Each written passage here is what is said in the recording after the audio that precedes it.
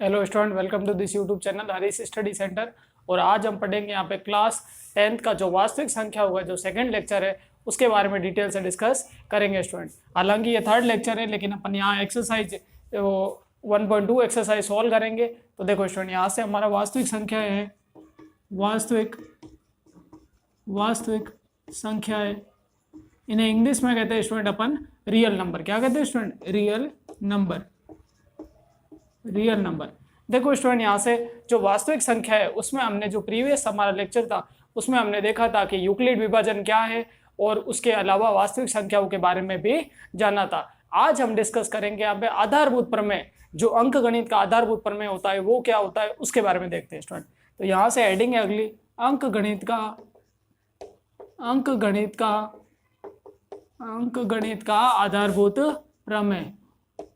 आधारभूत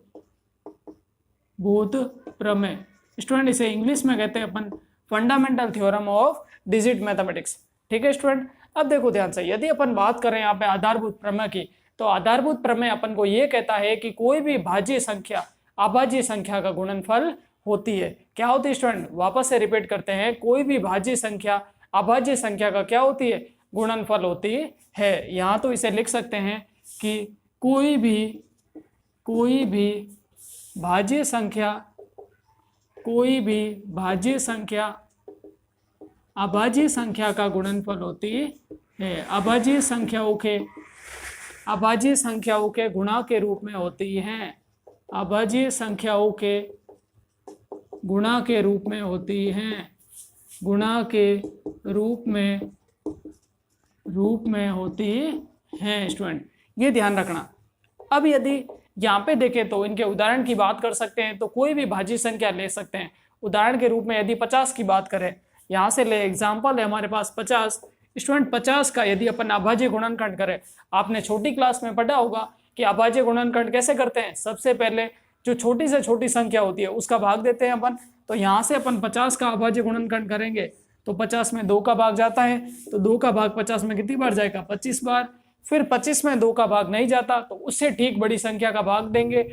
ठीक 3 स्टूडेंट, 3 का भाग जो 25 में है वो पूरा नहीं जाता। जब भी अभाज्य गुणनखंड करते हैं तो अपन ऐसी संख्या सेलेक्ट करेंगे जिसका भाग हमेशा क्या होगा? पूरा जाएगा। तो 3 का भाग यहाँ पूरा नहीं जाता, 4 का भाग नहीं जाता क्योंकि 4 एक सम संख्या है और यहाँ एक 25 क्या है? एक विषम संख्या। तो 5 का भाग यहाँ जाएगा। 5 का भाग 25 में गया 5 बार, फिर 5 का भाग 5 में कितनी बार गया? 1 बार स्टूडेंट। अब यहाँ पे इस 50 को इन संख्याओं के गुणा के रूप में लिख सकते हैं। तो यहाँ से लिखेंगे 50 बराबर 2 गुणा 5 गुणा 5। आप ध्यान से देखो स्टूडेंट, ये जो संख्या मिली है 2 गुणा 5 गुणा 5, ये क्या है? अभाज्य संख्याओं का गुणनफल। ये क्या है स्टूडेंट? अभाज्य संख्याओं का गुणनफल। अभाज्य संख्याओं का गुणनफल है। देखो स्टूडेंट, और ये क्या है स्टूडेंट? हमारे पास क्या है? एक भाज्य संख्या। ये क्या है? 50 क्या है? एक भाज्य संख्या। 50 एक भाज्य संख्या है, और यहाँ पे क्या है? ये जो संख्या है ये क्या है? अभाज्य संख्याओं का गुणनफल। तो यहाँ से हमने ये सीखा कि कोई भी भाज्य संख्या क्या होती है? अभाज्य संख्याओं का गुणनफल होती है। इसे अपन क्या कहते हैं? अंक गणित का आधारभूत नियम। अब आगे अपन क्या करेंगे? अब आगे अपन एलसीएम ज्ञात करेंगे इन संख्याओं का, एचसीएफ भी ज्ञात करेंगे अभाज्य गुणनखंड विधि द्वारा, और उसके अलावा अपन एक फॉर्मूला सीखेंगे, एलसीएम गुणा एचसीएफ बराबर पूर्णांकों का गुणनफल। देखो ध्यान से, हमारे पास यहाँ से एक फॉर्मूला है हमारे पास, पूर्णांकों का गुणनफल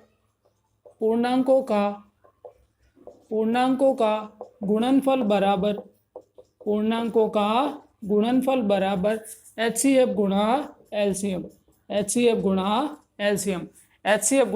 एलसीएम। अब जो पूर्णांकों का गुणनफल होता है उसे माना 2 पूर्णांक माने हमने a गुणा b। अब जहाँ a और b क्या होता है स्टूडेंट, ये फॉर्मूला काफी इंपॉर्टेंट है।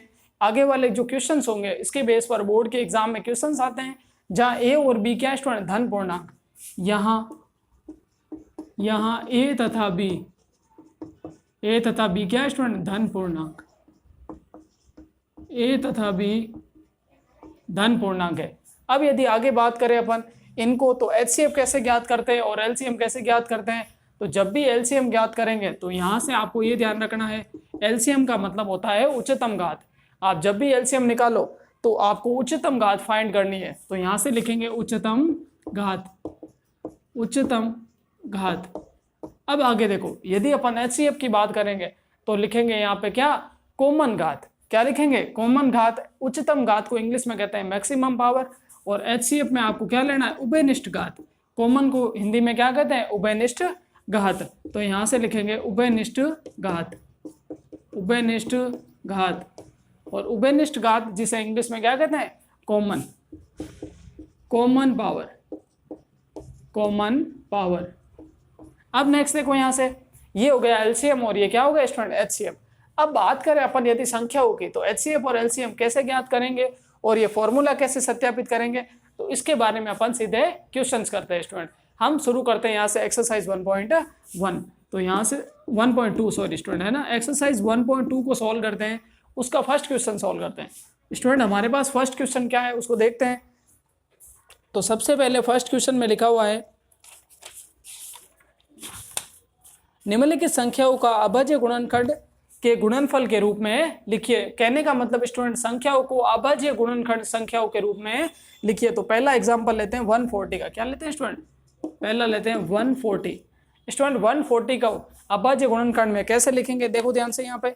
तो हम इनका क्या करेंगे, अभाज्य गुणनखंड करेंगे।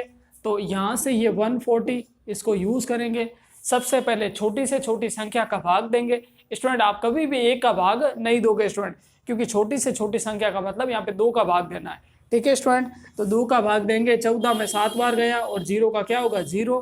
फिर 2 का भाग देंगे, 7 में कितनी बार गया, 3 बार। फिर 1 शेष बचा, 1 और 0 मिलके कितना बना, 10। 10 में 2 का भाग कितनी बार गया, 5 बार गया। फिर यहाँ पे 5 में यहाँ 35 में 5 का भाग कितनी बार गया, 7 बार गया। और यहाँ 7 का ही भाग जा रहा है पूरा पूरा, 1 बार गया। वापस से आपको एक बार चीज समझाते हैं कि यहाँ जो 35 था, यहाँ 35 में 2 का भाग नहीं जाता था, फिर 3 का भी नहीं जाता, क्योंकि 3 के पाड़े में 35 नहीं आता। फिर 5 का भाग जाता है 35 में पूरा पूरा, इसीलिए 5 का भाग लगाया। आगे 7 बचा, तो 7 में ओनली 7 का ही भाग जाता है।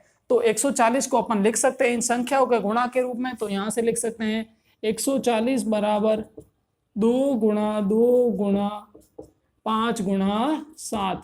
ये स्टूडेंट हमारे पास आंसर आ गया। ऐसे स्टूडेंट सॉल्व करना है। अब अपन इसका एक लास्ट वाला सवाल कर लेते हैं, बाकी वाले आप ट्राई करना बीच में। ठीक है स्टूडेंट, इसका लास्ट वाला क्वेश्चन है हमारे पास 7 4 2 9। देखो ये 5वां क्वेश्चन है, 7 4 2 9। अब देखो ध्यान से, इस क्वेश्चन को अपन कैसे सोल्व करेंगे, तो इसका अभाज्य गुणनखंड कर लेंगे 7 4 2 9। अब यहाँ पे स्टूडेंट, यहाँ पे ना तो 2 का भाग जाता है, ना 3 का जाएगा, ना 4 का जाएगा, ना 11 का जाएगा, ना 13 का जाएगा। स्टूडेंट यहाँ पे सीधी संख्या का भाग जाएगा 17 का। अब आप कहोगे कि सर को कैसे पता, स्टूडेंट सर ने पहले से प्रैक्टिस कर रखी है इन संख्याओं की। ठीक है ना स्टूडेंट, तो यहाँ जाएगा सबसे पहले 17 का भाग। तो 17 का भाग देते हैं, पूरा पूरा जाएगा। 17 एकम 17, 17 दूनी 34। 17 का भाग 74 में कितनी बार गया, 4 बार। 17 चौका 68। अब 68 74 में से 68 गया, तो पीछे कितना बचेगा, 6। कितना बचेगा स्टूडेंट, 6 और आगे की संख्या 2 है, तो 6 और 2 मिलके कितना बना, 62।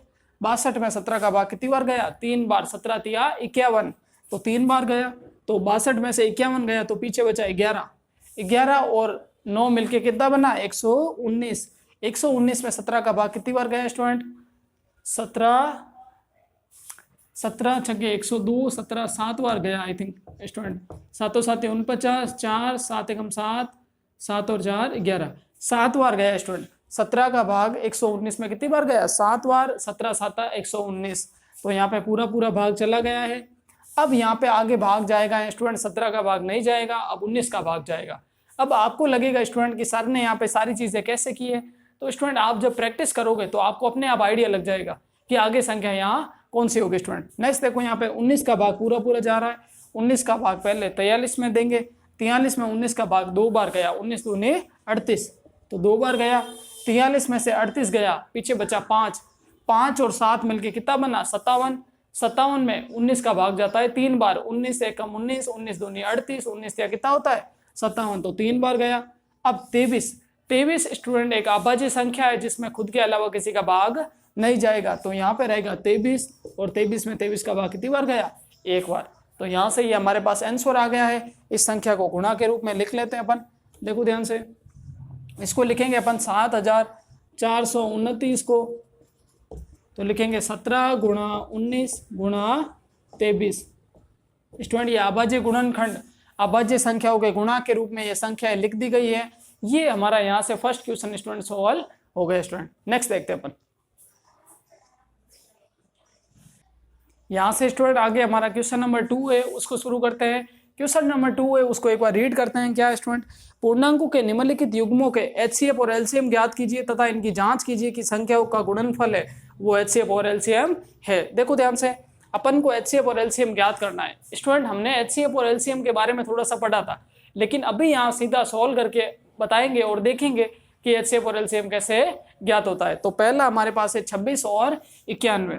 पहला क्या है स्टूडेंट, 26 और 91। पहला क्वेश्चन है 26 और 91 कैसे ज्ञात करेंगे। तो सबसे पहले जब भी आप एलसीएम और एचसीएफ ज्ञात करो, आप सबसे पहले क्या करोगे, अभाज्य गुणनखंड कर दोगे। तो यहाँ 26 का अभाज्य गुणनखंड कर देंगे और यहाँ पे क्या कर देंगे, 91 का अभाज्य गुणनखंड कर देंगे। 26 का अभाज्य गुणनखंड सबसे पहले 2 का भाग जाता है, 2 का भाग जाएगा 26 में 13 बार। जब भी किसी संख्या में 2 का भाग दोगे तो वो संख्या आधी हो जाएगी, ये ध्यान रखना। तो यहाँ पे 13 बार, 13 में 13 की ही भाग जाता है तो एक बार जाएगा। अब 26 को लिख सकते हैं अपन इन संख्याओं का गुणा 2 गुणा 13, ये 26 को लिख दिया स्टूडेंट।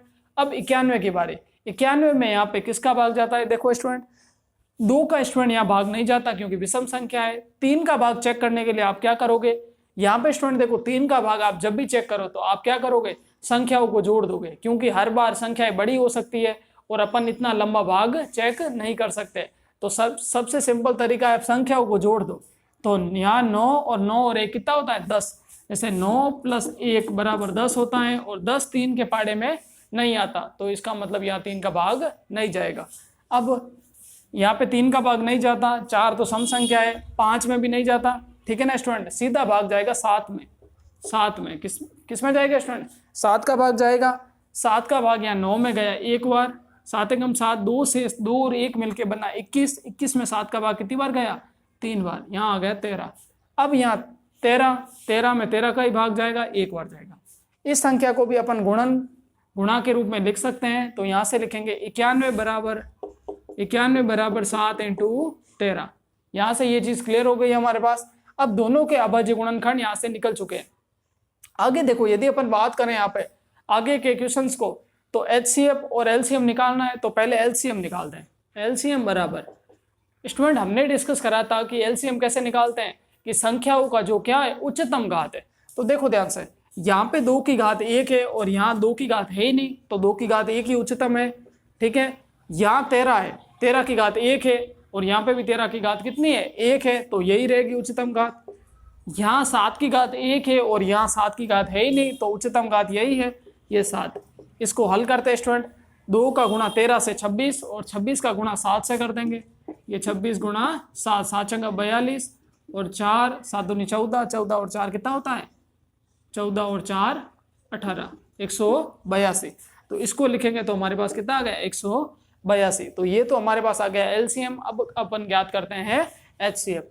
तो एचसीएफ ज्ञात करेंगे, यहाँ से एचसीएफ ज्ञात करेंगे तो हम कैसे लिखेंगे स्टूडेंट, देखो अपन क्या करेंगे, कॉमन घात लेंगे। इस बार क्या लेंगे, कॉमन घात। एचसीएफ का मतलब ही होता है कि अपन को कॉमन लेना है।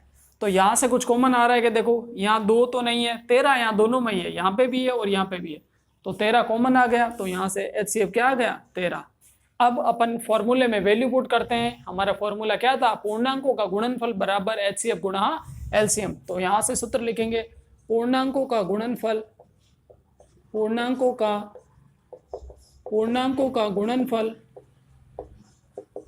बराबर एचसीएफ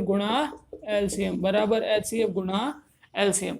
इसको लिखेंगे यहाँ पे, पूर्णांकों का गुणनफल a, b होता है, इसकी जगह संख्याएं लिख देंगे अपन। कौन सी संख्या है, 26 और 91। तो यहाँ पे लिखेंगे 26 गुणा 91 बराबर एचसीएफ गुणा एलसीएम। एचसीएफ की वैल्यू कितनी है, देखो स्टूडेंट यहाँ से ध्यान से, एचसीएफ की वैल्यू 13 है और एलसीएम की वैल्यू कितनी है, 182। तो 13 गुणा 182। इनको हल करते हैं स्टूडेंट, 91 का गुणा 26 से करते हैं एक बार, यहाँ से 91। स्टूडेंट ये जो गुणा है वो अपन यहाँ जल्दी से ट्राई कर रहे हैं, आप क्रॉस चेक कर सकते हो। 6 एकम 6, 6 नंबर 54, 2 2 नम 18, 6 और 6 और 5 और 8 कितना हो गया 13, और ये 2366। आई थिंक यही होना चाहिए स्टूडेंट। सॉल्व करते हैं एक बार। 2366 और यहाँ पे 182 का गुणा कर देते हैं अपन 13 से। 13 से 3 दूनी 6, 3 आटा 24, 2 3 एकम 3, 2 5, और यहाँ पे कितना 182, 6 6 8 और 5 13, और यहाँ पे 2 2366। स्टूडेंट दोनों का गुणा कितना आ रहा है 2366। यहाँ से देखो स्टूडेंट दोनों संख्याएं आपस में बराबर आ रही है, इसका मतलब हमारा जो सूत्र है वो क्या है सत्यापित है, मतलब सही है। ठीक है स्टूडेंट, तो यहाँ से लिखेंगे अतः सूत्र क्या है सत्यापित है।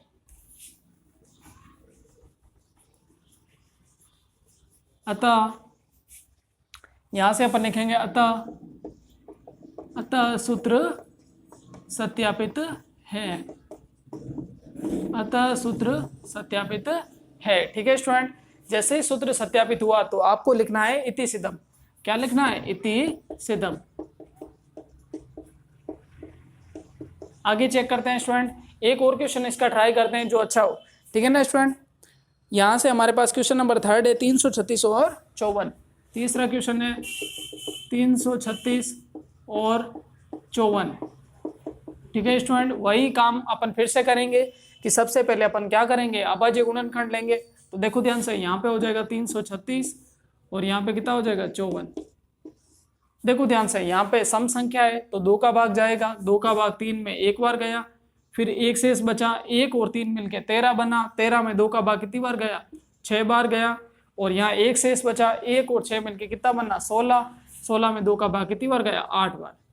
168 फिर से सम संख्या आ गई, फिर से 2 का भाग जाएगा, 16 में कितनी बार गया 8 बार, और 8 में कितनी बार गया 4 बार। अब फिर से 2 का भाग जाएगा, 2 का भाग 8 में कितनी बार गया 4 बार, और 2 का भाग 4 में कितनी बार गया 2 बार। फिर से 2 का भाग जाएगा, 2 का भाग 4 में 2 बार, 2 का भाग 2 में 1 बार। फिर यहाँ विषम संख्या आ गई 21, 21 में 2 का भाग तो नहीं जाता, फिर 3 का भाग जाएगा पूरा पूरा, 3 सता 21, फिर 7 का भाग जा रहा है, 7 में 1 बार गया। ठीक है स्टूडेंट, तो यहाँ से जैसे ही 1 आ जाता है तो हमारा अभाज्य गुणनखंड क्या हो जाएगा स्टूडेंट कंप्लीट हो जाएगा। तो ये अभाज्य गुणनखंड लिख दिया। आगे देखो स्टूडेंट, इसको सॉल्व करेंगे तो यहाँ से ये 2 है, यहाँ पे 2 का भाग जा रहा है 54 में, तो 54 में 5 में 2 का भाग कितनी बार गया 2 बार, 2 दूनी 4, 1 शेष, 1 और 4 मिलके कितना बना 14, 14 में 2 का भाग कितनी बार गया 7 बार। फिर यहाँ से 3 का भाग जाएगा, क्योंकि स्टूडेंट 27 है जो विषम संख्या है, तो यहाँ से 2 का भाग नहीं जाएगा। फिर 3 का भाग जाएगा, 3 का भाग 27 में कितनी बार गया 9 बार, तो यहाँ से लिखेंगे 9, फिर 3 का भाग 9 में कितनी बार गया 3 बार, और फिर 3 और यहाँ पे 1।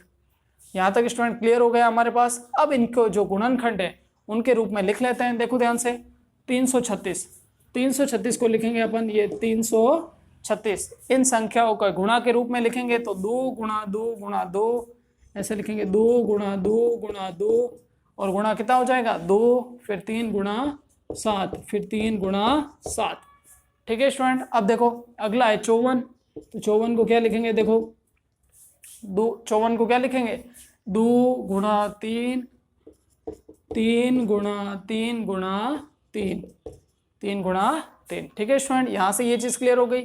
अब अपन यहाँ से क्या करेंगे, देखो ध्यान से, हमने अभाज्य गुणनखंड निकाल दिया, अब अपन एलसीएम को ज्ञात करेंगे। तो एलसीएम यहाँ से ज्ञात करेंगे, तो एलसीएम का मतलब क्या होता है स्टूडेंट उच्चतम घात। उच्चतम घात लेने के लिए अपन क्या करेंगे, सबसे पहले यहाँ देखो, यहाँ 2 की घात कितनी है।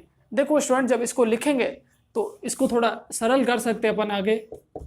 देखो यहाँ पे 2 कितनी बार है 4 बार है, तो यहाँ पे 2 की घात कितनी आ जाएगी 4, ये 2 की घात 4 गुणा 7 अकेला ही है तो 7 की घात 1, इसको लिखेंगे अपन। तो 2 एक बार ही है तो 2 की घात कितनी हो जाएगी 1, और यहाँ पे 3 कितनी बार है 3 बार है, तो 3 की घात कितनी हो जाएगी 3। ठीक है स्टूडेंट, यहाँ से ये चीज़ क्लियर हो गई। अब यहाँ से एलसीएम आ गया हमारे पास। अब अपन क्या करेंगे, यहाँ से उच्चतम घात की बात करेंगे। तो यहाँ 2 की घात 4 है और यहाँ 2 की घात 1 है। ऑब्वियसली बात है कि उच्चतम घात कौन सी होगी 2 की घात 4, तो यहाँ लिख देंगे 2 की घात 4। अब आगे देखो स्टूडेंट, यहाँ पे 7 की घात 1 है और यहाँ कुछ नहीं है, तो 7 की घात 1 की क्या होगी, उच्चतम होगी। 7 की घात 1 को 7 ही लिखते हैं।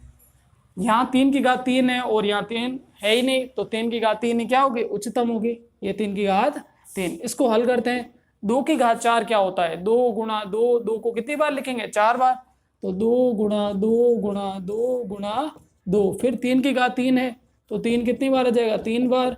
फिर 7 कितनी बार है, 1 बार। अब इसको हल करेंगे थोड़ा सा और, इसको और हल करेंगे यहाँ से, तो 2 गुणा 2 4, 2 गुणा 2 4, 4 दूनी 8, 8 दूनी 16, तो यहाँ पे हो गया 16। 16 गुणा 3 गुणा 3 6, 9 9 तिया 27, 27 और गुणा कितना हो गया, 7।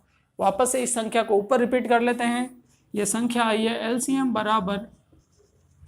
एलसीएम बराबर आया 16 गुणा 27 गुणा 7, 16 गुणा 27 गुणा 7। इसका गुणा कर लेंगे अपन, तो यहाँ से एलसीएम हो जाएगा हमारे पास 16 और 27 का गुणा कितना होता है, चेक कर लेते हैं।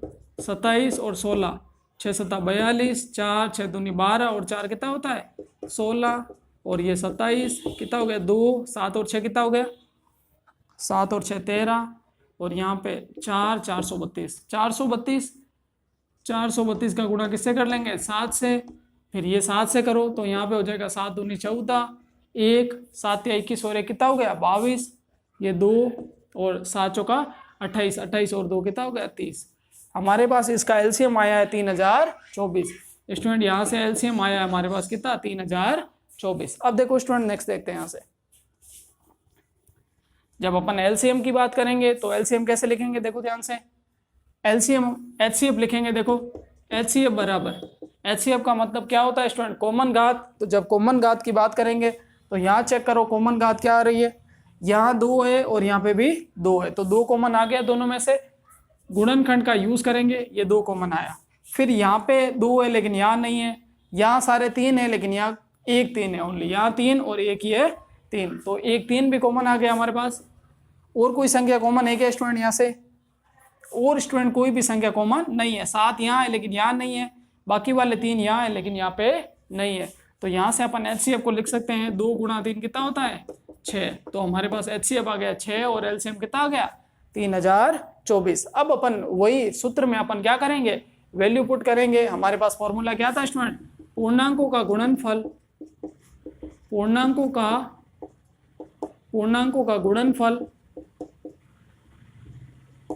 का गुणनफल बराबर क्या होता है, एचसीएफ गुणा एलसीएम। ये फॉर्मूला है, इसके अंदर अपन क्या करेंगे, मान रखेंगे।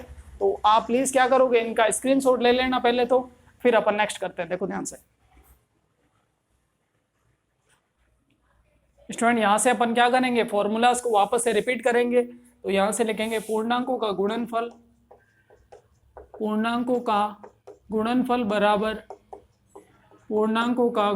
बराबर एचसीएफ इंटू एलसीएम। ये हमारे पास इसका गुणनफल हो जाएगा। तो पूर्णांकों का गुणनफल यहाँ से करेंगे, तो पूर्णांक हमारे पास कौन से थे, 2 संख्याएं थी, 336 और 54। तो यहाँ से लिखेंगे 336 गुणा 54 और बराबर एचसीएफ कितना मिल जाएगा स्टूडेंट, देखो हमें मिला था 6 और एलसीएम कितना मिला था, एलसीएम मिला था 3024, ये 3024। ठीक है स्टूडेंट, इनको सॉल्व करते हैं एक बार। तो 336 का गुणा 54 से करेंगे, 336 मैं यहाँ रफ में सॉल्व कर रहा हूँ स्टूडेंट। 4 छंग 24, 2 4 तिया 12 और 2 14, 1 4 तिया 12 और 1 13। ठीक है, और यहाँ पे 5 5 छंगा 30, 5 तिया 15 और 3 18, 1 5 तिया 15 और 1 16, 4 4। यहाँ पे कितना आया था स्टूडेंट, चेक करना पड़ेगा। 5 छंग 30, 0 5 तिया 15, 15 और 3 18, 8 है ये। ठीक है स्टूडेंट, 4 8 3 11, 6 और 1 7 और 1 8, 18,144। यहाँ पे आंसर आया 18,144। इसको सॉल्व करते हैं। तो 6 24 24, 6 24 2, 6 दूनी 12, 12 और 2 1 14 और 1 हासिल, ये 1 यहाँ 6 तिया 18। देखो स्टूडेंट ध्यान से, ये हमारी जो संख्या है वो समान आ गई है यहाँ से कि 18,144, और यहाँ पे भी कितना आ गया 18,144। इसका मतलब हमारा जो सूत्र है वो क्या है, सत्यापित है, तो यहाँ से लिख देंगे अतः सूत्र क्या है, सत्यापित है, अतः सूत्र सत्यापित है। और यहाँ से लिखेंगे इति सिद्धम, इति सिद्धम। अब स्टूडेंट आपको यहाँ से एक चीज़ ध्यान रखनी है, यदि अपन बात करें जब भी आपको HCF और LCM निकालना हो तो आप क्या करोगे, उन संख्याओं का क्या करोगे, अभाज्य गुणनखंड निकालोगे और उसके बाद क्या करोगे, HCF और LCM फाइंड करोगे। HCF का मतलब होता है कॉमन घात लेना और LCM का मतलब क्या होता है, उच्चतम घात लेना। अब ये चीज़ आपको यहाँ से क्लियर हो गई होगी। फिर इस फॉर्मूलाज में वैल्यू रखनी है और गुणा भाग करना है। स्टूडेंट जो गुणा भाग है वो थोड़े से आप हायर क्लासेस में आ गए हो तो अभी काफ़ी टाइम लगेगा, अभी मतलब ऐसे अभी यहाँ सारी चीज़ें नहीं करवा सकते। और फिर भी आपको कोई डाउट इंक्वायरी रहती है तो प्लीज़ आप कमेंट सेक्शन में लिख सकते हो student. Thank you for watching this video.